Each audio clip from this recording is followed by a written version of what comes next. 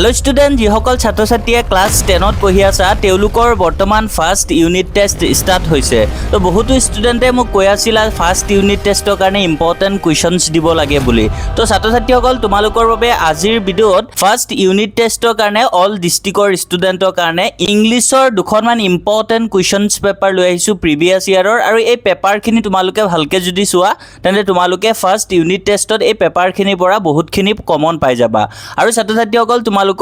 first unit টেষ্টত এনেকা নিচিনা প্ৰশ্ন আহিব গতিকে ভিডিঅ'টো বহুত ইম্পৰ্টেণ্ট হ'ব গৈ আছে তো তোমালোকে ভিডিঅ'টো স্কিপ নকৰাকৈ সম্পূৰ্ণ ভিডিঅ'টো চাবা তো তোমালোকে যদি আমাৰ চেনেলত আজি নতুন আহিছা তেন্তে আমাৰ চেনেলটো তোমালোকে ছাবস্ক্ৰাইব কৰি ৰাখিবা যাতে এনেকা নিচিনা ভিডিঅ'ছবোৰ তোমালোকে সদায় পাই থাকা আৰু ছাত্ৰ ছাত্ৰীসকল নেক্সট তোমালোকৰ কোনটো ছাবজেক্ট লাগিব তোমালোকে কমেণ্টছত জনাবা আজিৰ এই ভিডিঅ'ত তোমালোকক ইংলিছৰ কুৱেশ্যনছবোৰ দিব গৈ আছো তো ছাত্ৰ ছাত্ৰীসকল ভিডিঅ'টো আৰম্ভ কৰাৰ আগতে তোমালোকক জনাব বিচাৰোঁ যে তোমালোকে যিসকলে মেট্ৰিক 2027 দিবা তেওঁলোকে যদি নিউ প্যাটাৰ্নৰ কাৰণে ভয় খাই আছা আৰু পৰীক্ষাত কেনেকা প্ৰশ্ন আহিব তোমালোকে তাৰ কাৰণে যদি ভয় খাই আছা তেন্তে তোমালোকে একদম ভয় খাব নালাগে কিয়নো IH টেগ আছামৰ ফেকাল্টি সকলে তোমালোকৰ মেট্ৰিক 2027 ৰ কাৰণে অল সাবজেক্টৰ থিওৰি আৰু MCQs লৈ আহিছে য'ত তোমালোকৰ থিওৰিখিনি মেট্ৰিকত 90+ পোৱা ষ্টুডেণ্টৰ হেণ্ড ৰিটেন নোটছ হয় তোমালোকৰ সন্মুখত মই দুটামান ডেমো পেজ দিছোঁ এনেকা নিচিনা হেণ্ড ৰিটেন থিওৰিখিনি হ'ব আৰু যোনখিনি MCQs আছে সেইখিনি আমাৰ অভিজ্ঞ শিক্ষকসকলে বহুত ৰিসাৰ্চ কৰি তেওঁলোকে বহুত এনালাইজ কৰি বনাইছে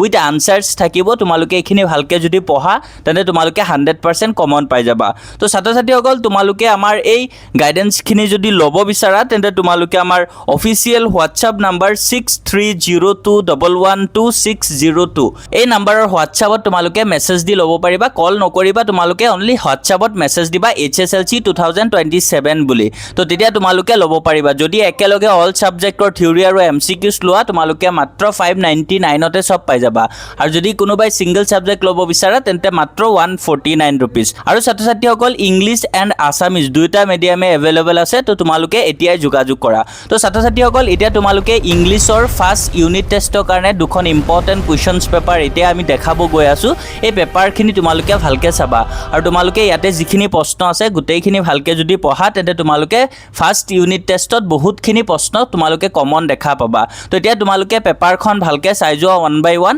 আৰু যদি তোমালোকৰ কিবা ডাউট থাকে কমেণ্টছত জনাবা